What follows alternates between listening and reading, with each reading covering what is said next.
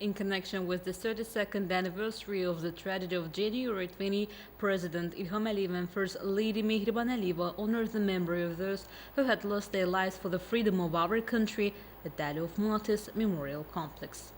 On January 20, 1990, the deployment of the units of the Soviet Army against the people who took to the streets and squares of Baku was just demand and a decisive protest against the aggression of Armenia, which had territorial claims against our country, led to the tragedy in Azerbaijan.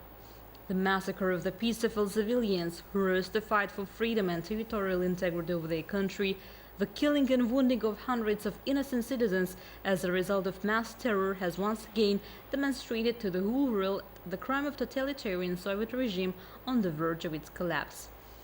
Unfortunately, the Zen leadership of the USSR and Azerbaijan, being the direct organizers and executors of this bloody crime, did not take any measures to investigate and bring the perpetrators to justice.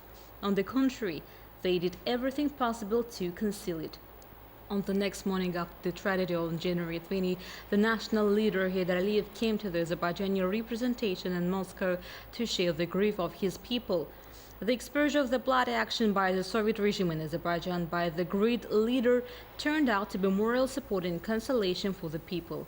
In those difficult days, the people felt that they were not alone in their grief. At the initiative and under the leadership of Aliyev, the Supreme Council of the Nakhchivan Autonomous Republic on November 21, 1990, for the first time gave a political and legal assessment of these events. After the return of the great leader to the leadership of the country in 1994, the January events received a political and legal assessment at the state level. January 20 is written in the history of the Azerbaijani people as the peak of self-sacrifice and heroism. At the end of the 20th century, our people incurred heavy losses, but at the same time wrote the history which we can be proud of for centuries, history accompanied by exceptional will and courage. Years have passed. The followers of those who on the bloody night of January 20 led the path to independence, liberated our lands which were under occupation for 30 years, and created a new reality, the Iron Fist won.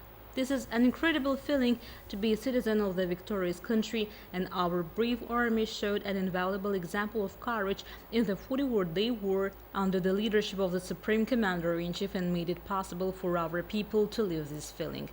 Today we have the image of a winner, and this story we wrote as a united people. This victory is a celebration of a confidence and deep respect for oneself.